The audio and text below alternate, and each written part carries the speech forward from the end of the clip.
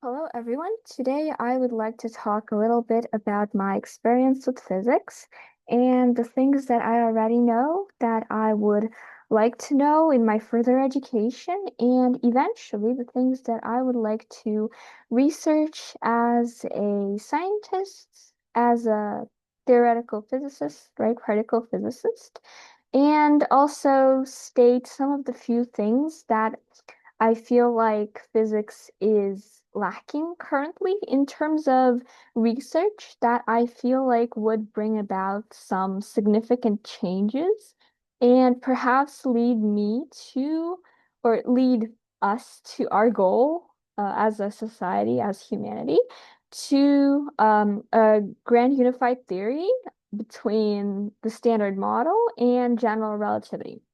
So, as a bit of a preface, um, the standard model, or the standard model of particle physics, describes everything that we currently know about particle physics, and it does this really, really well. It is based off of quantum field theory, which is a theory that um, fields propagate throughout space, and disturbances in these fields create particles. So this is also a wave particle duality, right? Because if you can imagine, right, like there's a field here, then the particle is kind of like a blip. So that materializes into we would know as a particle, but that blip is also something of a wave, right? And the problem with quantum field theory as it currently stands, even though it is great at predicting things at the quantum scale, is that it is completely incompatible with general relativity. Now, here it is very important to draw the distinction between special relativity and general relativity because it is often thrown around that quantum field theory is relativistic, which is true. This means that it can handle particles traveling at speeds very close to the speed of light, but which is special relativity, but it is incompatible with general relativity because it does not describe the curvature of space-time, right? And the curvature of space-time is what gives us gravity. On the other hand, we have general relativity, which is a classical theory, right? It is a theory of what we see around us every day, things we can touch, feel, see, what we can intuitively understand. Quantum mechanics is not this intuitive, unfortunately. But yes, general relativity is also a tried and true theory ever since Einstein discovered it. It has been proven true countless times, which is why physicists are so frankly confused because there's these two amazing theories that work in their specific niches, right? Quantum field theory for describing the quantum world, for describing particles and their interactions, and then general relativity, which is really, really great at describing the cosmos, right? And things that happen on the macroscopic scale, such as gravity. Now, one of the main challenges of why it is so hard to just, I don't know, shove, I guess would be the word, shoehorn general relativity into quantum field theory is that quantum field theory treats space and time fundamentally differently. So these fields that exist in quantum field theory, they exist in space, and then time is an additional variable that describes the evolution of the system, right? So how things change. Time is on the quantum level a measure of change, right? And this is one of the factors. Another one of the factors is just how, let's say, experimentally difficult it would be to prove a theory of quantum gravity, because we do have theories of quantum gravity, and they have their own downsides, but they also have their own upsides because if we didn't have a theory of quantum gravity in the first place, then we would not be here, and I would not be talking to you right now about theories of quantum gravity. Um, so the two main theories that we have are string theory and loop quantum gravity. String theory you may have heard of it. It basically says that particles act like strings on the fundamental level, and depending on how these strings vibrate, they may exhibit different properties, such as spin, flavor, which is the weak force charge, right? Color, that's for quantum chromodynamics, electric charge, right? All of these different things, depending on in which dimension they vibrate, these will be different. The main downside of string theory, which has led people to question it and to scrutinize it, I believe fairly, is that it requires a lot of dimensions, from 9 to 11, right? Just more dimensions than we can intuitively see in our world. And sometimes these extra dimensions, they're called quote unquote micro dimensions. And they are presumed to only exist on that quantum level, or they only really quote unquote matter on that quantum level. And that's just not very viable to test because string theory is more or less a mathematical theory, right? Yes, it does predict all these extra dimensions, but without a way to measure them and to be able to prove that they are truly there, which would be required for string theory. And even then, if we do prove that these microdimensions exist, it would not necessarily 100% guarantee that string theory is the correct theory. It could just mean that there's extra dimensions and they're not related to particle vibrations, right? And the reason this is so hard to, another reason this is so hard to test experimentally is because gravity is very weak on the quantum level, right? The Earth is giant, the sun is giant, which is why the Earth is pulled towards the sun and we are pulled towards the Earth. But I'm currently recording this in front of my computer and there is no gravitational pull between us, despite the fact that compared to the quantum level, we are very, very large, right? Like we are most definitely classical. We are made up of trillions of atoms. So that obviously poses a challenge because gravity is just so weak at the quantum level that we do not currently have any way of measuring it at the quantum level, and hence we do not have any way to like make some measurements and from there kind of fit a theory around them and then integrate that quantum theory of gravity back into our standard model, maybe with a graviton, which is a particle, a hypothetical particle that mediates gravity. So it is a boson, like the Higgs boson. Well, not quite like the Higgs boson. That's a little bit different. It's a bit in its own class because it gives mass. And is also something that I thought about that maybe the Higgs boson could be what gives us a gravity, but I wasn't quite able to find any research substantiating that hypothesis. So perhaps after into it a little bit more, that is also a viable area of research that I might go into. But not to dwell on these kinds of hypotheses too long. Loop quantum gravity is another theory of quantum gravity that we have developed, and it is perhaps less well known in popular culture circles, but it basically states that space is this kind of chainmail-like construction, right? So this is space, right? And in all of these little loops and all these little sections is where particles can occur. And I am pretty sure, if I'm remembering correctly, that these loops have something to do with the Planck length, which is the minimum length at which our current understandings of physics still work. Um, so loop quantum gravity is pretty, I would say to me it is pretty convincing. However, it has its own drawbacks as well, and we do not currently have a way of proving it either, because once again, it requires something that we cannot see, and it is basically just a mathematical model. I mean, of course, most of physics is quote unquote just a mathematical model. We do represent physics using math. That's the point, right? To be able to mathematically understand what is happening around us. But the problem with some mathematical models is that they're very hard to test, right?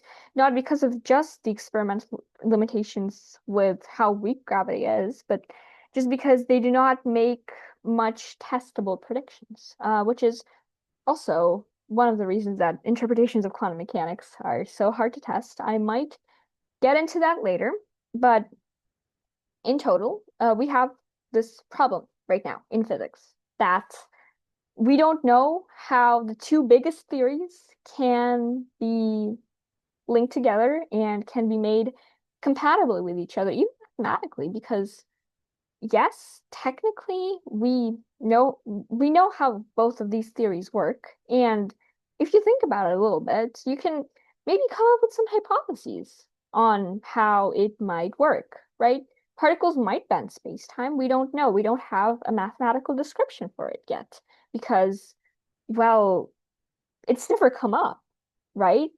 We don't we didn't need a mathematical description for it when we were devising the standard model. We just found something cool and we needed to cobble together something to try to understand it. But gravity was just weak, and it still, of course, is weak. Um, it was so weak that we didn't really take it into consideration. I mean, we had a fine theory, we had general relativity. So now we are just faced with this problem that the two biggest theories in physics are irreconcilable. And some physicists even call a unification between standard model and general relativity to be the holy grail of physics. And personally, I do agree with that because I feel like so many things that we are wondering about right now, for example, black holes, dark energy, they could all be at least helped by having a theory of quantum gravity, right? Because we don't know what happens inside black holes. We have guesses, very much we do have guesses, and we do kind of understand Hawking radiation, how they form, but it almost feels like the inside of a black hole is undefined. It's not something that is applicable to our current understandings of science because the way that time dilates, right, inside a black hole, the curvature basically becomes quote unquote infinite, which is why time slows down so much that if you were to fall into a black hole, you would reach the um the singularity when the universe no, you would reach the event horizon. My apologies. You would go inside the black hole when the universe dies, right? That's just how much time slows down within the black hole. So the concept of quote unquote inside a black hole makes no sense. And yet we know that something is happening inside the black hole because, well, there's Hawking radiation and information cannot be created nor destroyed, right? When a star is sucked into a black hole, a lot of information is going into the black hole, right? So, for example, the star's angular momentum, the star's mass, and the individual spins of all the particles within the star, they all go into the black hole. And I mean, we can mostly understand some of how the classical properties of a star that's being sucked into a black hole affect the black hole, right? Obviously, black holes get more massive as they suck in more and more matter. And their angular momentum, right? How much they're spinning around is influenced by also which direction and how fast that the matter that they suck in was spinning. But it's a little bit more complicated for quantum information because there's this thing called Hawking radiation, and this is information that escapes from a black hole as it decays, right? Because black holes decay, they do not last forever. And as the name suggests, Hawking radiation was devised by Stephen Hawking. And so this leakage of information. It contains quantum information, but we do not know how exactly. It contains some quantum information, but it obviously doesn't spit the star back out. So it's a problem that we don't understand how this concept that was predicted by general relativity and is very much, I can't say classical, but it exists on our level, which is the level of things that are classical. It could full well be possible that black holes have a quote unquote quantum center, right? Quote unquote quantum, quote unquote center. We just don't know because we don't know how regions of such high mass, such high density, and such high space-time curvature, how they can affect quantum mechanics because we don't know how the space-time curvature is present in quantum mechanics, right? So I just feel like some, if not all, um, of the most important questions that we have in physics right now, other than quantum gravity, could be explained, or at least could give us some direction to go in to try to explain these concepts that we see, but we don't quite know what to do with them. Um, Even dark matter and dark energy. I mean, there's this, I would say, relatively fringe theory that our universe comes from a black hole, but I think it's worth considering given how little we already understand of black holes. I mean, it's possible, I guess. It's probably not probable, but it is possible. And I feel like that is an avenue that we should explore, right? Even if not, quote unquote, seriously. Since again, it's probably very hard to test. I'm not quite sure. I haven't done many experiments, of course. But I mean, dark matter and dark energy, these are things that we don't understand that are very much on the classical gravitational level. But my hope is that having a theory of quantum gravity would complete our understanding of general relativity in a way that would allow us to, well, solve it, solve dark matter, solve dark energy, because these are gravitational phenomena, right? Um, Dark matter, if you need a recap, it's basically we have a galaxy, we see how many stars are in it, and we try to predict how fast it should be spinning. And we know really well how to predict how it should be spinning, how fast it should be spinning. But our predictions are wrong, right? Our predictions, um, our predictions are slower than how they're actually spinning, which would indicate that there's actually more mass in the galaxy, which we don't know where it comes from because we're really good at looking at galaxies. We're really good at predicting how fast they should be spinning. So where's the rest of the matter? Well, we call it dark matter, and we're actively looking for it. But the problem is with dark matter that, well, we can't see it, right? But it is gravitational, and my hope, once again, I would like to reiterate that quantum gravity would be able to point us in the right direction. Because, I mean, what else can't we see? Quantum particles. Is that a little bit delusional to say? Probably, but I don't know. I just feel like it is something worth looking into if we ever do get a theory of quantum gravity in the near future. And to get a little bit sentimental, I frankly, I myself want to see a theory of quantum gravity.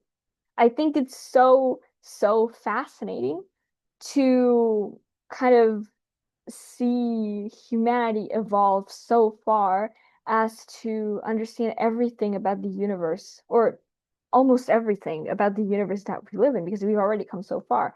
And on a kind of, I don't really know, on a kind of interesting note, that like if quantum gravity was discovered tomorrow, when I didn't have the chance to be on the team that discovered it, I would be happy, right? Because there would still be open questions after quantum gravity, which is why I feel like it's not completely fair to say quantum gravity is the quote unquote holy grail of particle physics or of physics in general, right? It's truly, it would be the most monumental discovery in probably all of humanity, all of physics, but there would be still so much more. And the neat thing, and like, yes, I would probably whine in my friends' messages for a little bit that, like, oh no, I wasn't there. Fun. But like in the end, I would be happy because it's fascinating. It's fascinating stuff. And the thing about physics is that there's always more questions to be answered, right? Progress is exponential because if we know one thing, we can get from it, let's say, 10 things. And from those 10 things, we can get from each of them 10 things. And then it just keeps going like that, right? And sometimes we can get more than 10 things from something. And yes, we can also sometimes get less than 10 things from something. Sometimes something is a complete dead end or it gets disproven. But in the end, even if quantum gravity gets discovered tomorrow, I would feel confident going into physics and studying physics as a student in the 21st century because there would still be an impact that I could make. Maybe not personally, maybe with a team, but the knowing that I'm working towards having my name written on a paper, that fascinates me to no end. So, with that out of the way, let's get to the meat of the video because just kidding, just kidding. Um, there's just a few things that I want to kind of posit, perhaps. Some of my own hypotheses, some of the things that I would like to look into at the present moment that I don't have the chance to. But just kind of put them out there, maybe so I can remember them myself, or maybe if any researcher wants to take me up on my offer and thinks I'm not a complete and thinks I'm not just blabbering into a camera of views, which I'm meh, fair actually. But one thing I would like to look into is time. Because I feel like time is one of the least understood things in physics, right? The most, no, least understood basic concept in physics because we understand motion really well, we understand energy really well, we understand all those things really, really well, but we don't understand time. And I would like to find out why that is because time helps everything evolve, right? It helps everything be in a sense, right? Without our notion of time, there would be no physics and there would be no us. But from a more concrete point of view, quantum mechanics is time symmetric for the most part. So A to B is possible just as B to A is possible. And there's obviously some caveats with like entropy and whatnot, but the gist of it is you can flip time around on the quantum scale and things would work out relatively fine. But that's clearly not the case on the classical scale, and we don't quite know why, right? Like we have some ideas, right, that maybe entropy guides the arrow of time, which I have a personal qualm with that explanation because for entropy to happen, for things to evolve, there needs to be time. So entropy cannot cause time, but sure, it's fine, right? It's fine. Um, where yes, so time I think is something to look into, given that according to general relativity and according to Einstein, it is space. So I feel like we just have this separation in how we think about space and time, even though they are one and the same, and we logically understand that they are one and the same. It feels like research hasn't caught up to that a little bit. And um, Some of the most fundamental questions are not being answered in a satisfying way. And here's where I have set myself up to segue into some things that I learned about pretty well. I can't say recently, it was maybe about half a year ago that I really got interested in interpretations of quantum mechanics because while the standard Copenhagen interpretation with Schrodinger's cat and entanglement and all those weird, bizarre things, while I mean, I have to agree with it because everybody else agrees with it, and I do believe that people who are actually working in this field know better than me, who sat on Wikipedia for a few hours. Um, I just feel like there are more things out there to look at. And I'm not necessarily advocating for different other interpretations of quantum mechanics, right? Specifically, I have been looking quite a bit into de Broglie-Bohm, into the de Broglie-Bohm pilot wave theory, Bohmian mechanics, whatever you want to call it. So that is a more quote unquote classical description of quantum mechanics, which I know sounds strange, but basically it boils down to um, everything we can know about a particle is contained within its wave function, and it avoids some of the superposition things. It doesn't quite avoid some of the superposition things because the superposition kind of just gets pushed onto the wave, the pilot wave.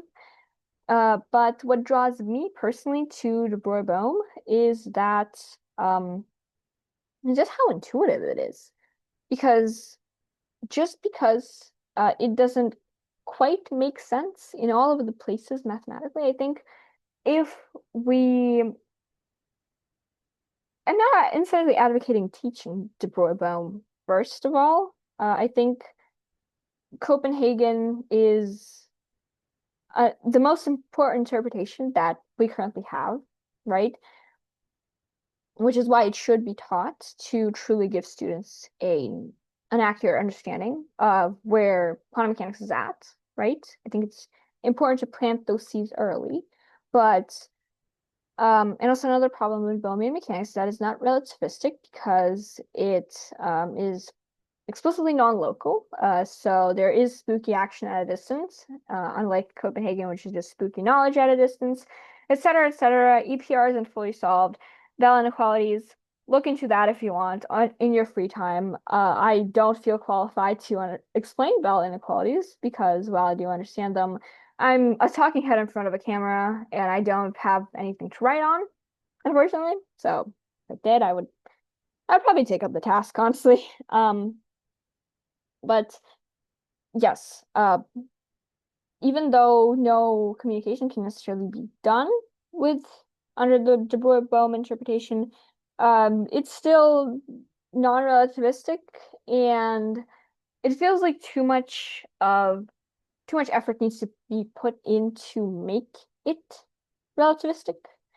Um, so I guess I understand why everything has just been put into the Copenhagen interpretation, right? I personally agree with the Copenhagen interpretation, right? I feel like even if it doesn't make sense on an intuitive level, given quantum mechanics, given the math of quantum mechanics, it is understandable, right? How someone would come to that conclusion. And after a few late nights, I feel like I am comfortable in saying that I could come to that same conclusion if I were Niels Bohr.